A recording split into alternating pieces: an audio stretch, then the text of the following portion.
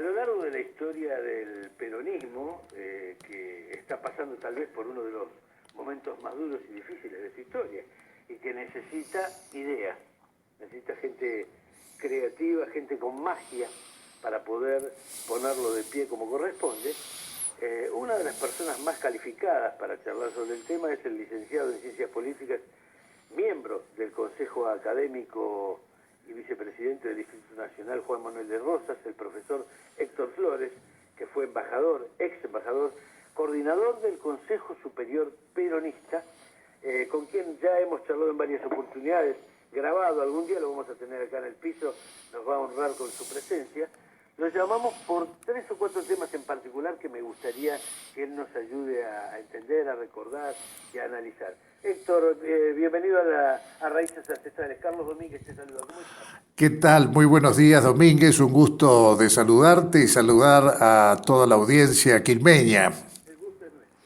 Escucha, el 23 de mayo de 1947, el general Juan Domingo Perón fundó el justicialismo.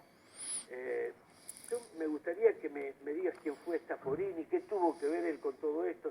Pero la cuestión es que estamos apenas a 3 días de esa fecha y con tan pocos peronistas con ganas de decir vamos a hacernos decir el partido y se están peleando por la interna, hay mucha apetencia personal, mucho personalismo, poco amor por parar a un partido que marcó historia en la Argentina. Por eso te pregunto, primero esta fecha, primero quién fue Stafforini y cómo es esto de que crea el partido después de haber ganado. Bueno, efectivamente, primero Perón, el 24 de febrero de 1946, gana las elecciones sin un partido propio. Perón recibe la estructura y la sigla de la Unión Cívica Radical Junta Renovadora, que dirigía don Hortensio Quijano, un líder correntino, radical correntino, que lo acompañará en la fórmula como vicepresidente de la Nación. Y también había un pequeño partido, el Partido Laborista, de Cipriano Reyes, que tenía una pequeña presencia en el Gran Buenos Aires, pero esto demuestra que evidentemente lo fundamental en la historia argentina había sido aquella jornada del 17 de octubre de 1945, donde por primera y única vez en la historia argentina, un pueblo con banderas argentinas sale a la calle para exigirle a un gobierno militar la libertad de un perdedor, porque la importancia del 17 de octubre fue que Perón ya no tenía poder, estaba preso en Martín García.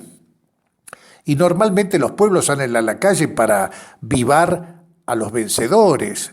Salían los romanos a vivar a Julio César cuando volvía triunfador de las Galias, o a Napoleón. Pero evidentemente en la Argentina nunca se había dado este fenómeno que se dio el 17 de octubre de 1945, que fue verdaderamente el reconocimiento de una nueva conducción política por parte del pueblo que creía en que una nueva Argentina, distinta a la que se había vivido hasta entonces, era posible y creía realmente en ese nuevo conductor. Ahora bien, había que organizar evidentemente una estructura partidaria para canalizar todo este enorme fervor popular y esta apoyatura de distintos sectores sociales y partidarios. Y el doctor Eduardo Stafforini, a quien tuve el gusto de conocer personalmente hace ya muchos años, fue el que le dio la idea de la palabra justicialismo, porque se barajaban muchos nombres. El primer nombre que se barajó fue Partido Único de la Revolución Nacional, el PURN, que no sonaba muy bien lo de PURN. A otros decían, bueno, no, Partido Nacional Socialista Argentino. Y Perón le decía, pero han perdido la guerra, dice, ¿cómo vamos a usar ese nombre? Bueno, por otra parte, Eduardo Stafforini le dijo, pero si nosotros proclamamos que nuestra primer bandera es la justicia social, es que somos justicialistas.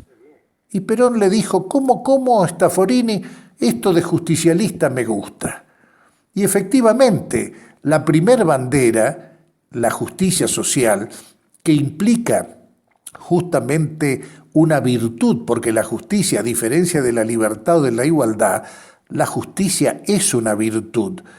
Y quien practica la justicia se perfecciona moralmente, que es el objetivo revolucionario del peronismo, el que naciera un nuevo hombre a través del perfeccionamiento moral, un nuevo hombre capaz de construir una nueva Argentina sin injusticias, una Argentina independiente y soberana. Y esto, el nombre de justicialismo, efectivamente le fue sugerido a Perón por el doctor Eduardo Staforini. Posterior al 24 de febrero. Sí, Ahora, sí. cuando el 24 de febrero va con la fórmula de Quijano, un hombre realmente brillante, procedente del radicalismo, había dos, porque yo quería hacer alguna relación cortita por esto, porque me quedan un par de temas más. Estamos sobre el final del programa. Lamentablemente no pudimos comunicarnos antes con vos, perdón. ¿Quijano viene de Forja? Quijano realmente tuvo alguna vinculación, pero no estaba orgánicamente dentro de la fuerza de orientación radical de la joven Argentina. Yo pregunto, porque en este momento habían dos líneas de pensamiento.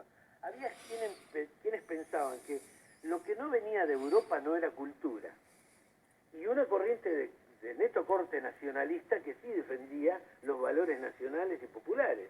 Entonces, esa es mi pregunta.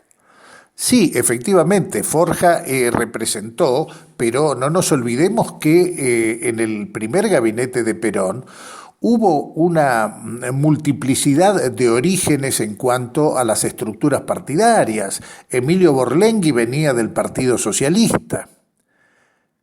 Había dirigentes nacionalistas como Ernesto Palacios, como el padre Castellani. Es decir, el origen del peronismo es múltiple en cuanto a las pertenencias. Lo que pasa es que el movimiento nacional justicialista, que es lo que realmente existe, es un movimiento de síntesis superadora de las viejas contradicciones y enfrentamientos entre los argentinos. Es fundamentalmente un movimiento de unidad nacional. Una pregunta. Primero, si es cierto lo que te voy a preguntar. Segundo, si sabemos el nombre de quien lo dijo. Y tercero, si hay algo parecido y fue distorsionado con el tiempo. ¿Es cierto que alguien se acercó al general y le dijo, fulano y mengano son de izquierda? Dice, sí, los puse porque algunos son muy de derecha. Bueno, el tema de las izquierdas y las derechas realmente es un tema prácticamente mítico. Yo un día, en aquellos meses que pasé junto al general, desde diciembre del 65 hasta marzo del 66, durante un almuerzo le pregunté al general, dígame mi general, digo, los componentes de izquierda y derecha de nuestro movimiento. Y estábamos almorzando y Perón me mira, me guiña un ojo y me dice, dígame Flores, dice, ¿cuál es la izquierda y la derecha de su plato? Digo, bueno, digo, mi general, digo, el plato no tiene ni izquierda ni derecha. Dice, nosotros tampoco, nosotros somos una dinámica donde lo importante es justamente utilizar como los cubiertos la mano izquierda y la mano derecha para comer del plato. Ahora lo importante es que todos tengan los pies dentro del plato. Esto así textualmente me explicaba Perón, que lo de izquierda y derecha no tiene ningún significado, porque eso tuvo significado en la Revolución Francesa cuando estaban los jacobinos y los girondinos, los que querían acelerar con sangre y fuego la eliminación de la monarquía, y aquellos que eran más moderados y que se sentaban unos a la derecha y otros a la izquierda de la Asamblea Francesa. Pero que en términos ideológicos el peronismo lo supera porque justamente es un proceso de síntesis y de superación de las contradicciones que las izquierdas y las derechas generaron en la historia. Te despido con la última, Héctor, y ya vamos a tomarnos más tiempo a ver si te enganchamos más temprano en la próxima. El peronismo tuvo por siempre una cultura de necesitar o buscar un líder para poder unificar el partido.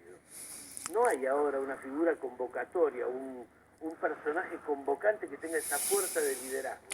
Digo, ¿qué va a hacer el peronismo? Yo creo que no es una interpretación que yo comparta, porque las etapas de la revolución justicialista, que Perón las marcaba claramente, empezamos con la etapa gregaria, donde justamente la relación era entre las masas y un líder, fundador de un movimiento. Después venía la etapa doctrinaria, que era la etapa permanente, porque Perón siempre nos enseñó que la mejor forma de organizar es adoctrinando. La tercera etapa era la etapa dogmática, cuando ese pensamiento se transformaba en ley para todos los argentinos. La Constitución Nacional de 1949, que establecía en su preámbulo la constitución de una nación socialmente justa, económicamente libre y políticamente soberana. Y finalmente, la etapa institucional. Y el 1 de mayo del 74, Perón, en la CGT a la mañana, les dijo: miren muchachos, en la etapa institucional que comenzará después de mi desaparición física, lo fundamental es institucionalizar el debate por las ideas y no discutir nombres. Y lo que hemos hecho es ser desobedientes con Perón, porque vivimos viendo nombres, a ver si estuvieron almorzando con Mirta Legrand o bailando con Tinelli, y no sabemos nunca si saben plantear y proponer ideas para que sean debatidas estas ideas en el seno del movimiento. Yo no escucho ideas, simplemente escucho nombres, y los nombres a mí no me dicen nada, porque lo fundamental es debatir ideas. Héctor Flores, muchísimas gracias y, por el invalorable trabajo que estás haciendo, y bueno, vamos a invitarte con más tiempo para poder charlar en vivo aquí contigo. Pero va a ser un gusto y a disposición de ustedes y de todos los compañeros. Muy amable, un fuerte abrazo. Igualmente.